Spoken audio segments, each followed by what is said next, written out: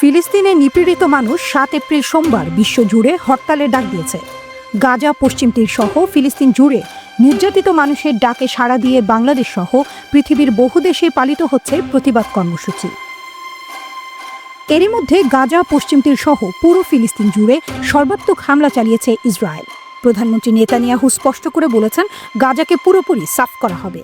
অর্থাৎ president Trump গাজায় পর্যটন শহর গড়ে তোলার যে ঘোষণা দিয়েছিলেন, সে উদ্দেশ্যে গাজাকে ফিলিস্তিনি মুক্ত করা হবে। ইসরায়েলি হামলায় এখন পর্যন্ত উল্লেখযোগ্য মানুষের হতাহতের খবর জানাচ্ছে বৈশ্বিক গণমাধ্যমগুলো।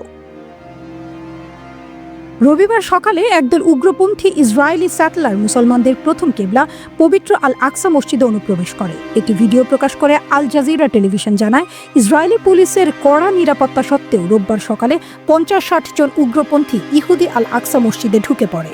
উল্লেখ্য, ইসরায়েল ইতিমধ্যে এই মসজিদে মুসলমানদের প্রবেশে কঠোর নিষেধাজ্ঞা আরোপ করেছে।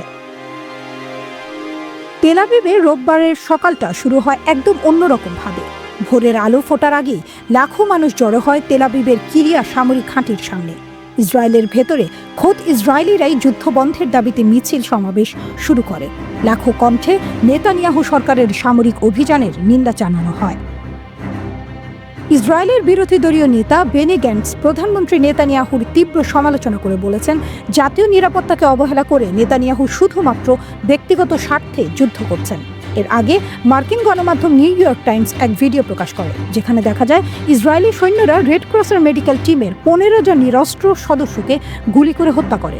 ভিডিও প্রকাশের পর ইসরায়েল জানায়, মেডিকেল টিমের গাড়িগুলো হেডলাইট বন্ধ করে সন্দেহজনকভাবে এগিয়ে আসছিল, তাই ভুল করে এ ঘটনা হয়েছে। কিন্তু ভিডিওতে দেখা যায় গাড়িগুলোর হেডলাইট জ্বালানোই ছিল। ফিলিস্তিন সরকার সহ বিশ্বজুড়ে মানবাধিকার সংগঠনগুলো দাবি করেছে এটি অবশ্যই একটি যুদ্ধাপরাধ। রোববার ভোরে প্রথম আক্রমণ হয় খান ইউনিস শহরের আবাসিক এলাকায়। ফিলিস্তিনি নারী সাংবাদিক ইসলাম মেগদিদের বাড়ির লক্ষ্য মিসাইল হামলা হয়। শিশু সন্তান সহ নিহত হন সাংবাদিক মেগদিদ ও তার পরিবারের 8 জন নারী ও শিশু। গত 15 মাসে এ নিয়ে মোট 210 জন সাংবাদিক ইসরায়েলি হামলায় প্রাণ হারালেন।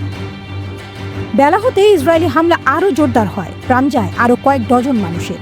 অন্যদিকে বিশ্বজুড়ে হরতালের সমর্থনে বিশ্বজুড়েই প্রতিবাদ সমাবেশ শুরু হয়। আমেরিকার রাজধানী ওয়াশিংটন ডিসিতে হাজার হাজার মানুষ ফিলিস্তিনিদের সাথে সংহতি প্রকাশ করে বিক্ষোভ করে। ব্রিটেনের ক্ষমতাসীন লেবার পার্টির 2 জন এমপি ফিলিস্তিনিদের পরিস্থিতি স্বচক্ষে দেখতে ছুটে যান ইসরায়েলে। তবে ইসরায়েলি কর্তৃপক্ষ তাদেরকে আটকে রাখে, ফিলিস্তিনে ঢুকতে দেয়নি। ফিলিস্তিনে হামলার প্রতিবাদে এবং হরতালের সমর্থনে মৌরিতানিয়ায় হাজার হাজার মানুষ রাতভর মার্কিন দূতাবাস ঘেরাও করে রাখে। ওয়াশিংটনে হোয়াইট হাউসের সামনের রাস্তায় হাজার হাজার মানুষ তাদের জুতা খুলে প্রতিবাদ করে। মার্কিন সরকার জানিয়েছে, এই ধরনের আচরণ কোনোভাবেই গ্রহণযোগ্য নয়, তাদের গ্রিন কার্ড ও ভিসা বাতিল করা হবে। মরক্কো, তিউনিসিয়া, তুরস্ক, ইতালি সহ পৃথিবীর সবখানি হরতালের সমর্থনে ও যুদ্ধ বন্ধের দাবিতে প্রতিবাদ সমাবেশ হয়েছে।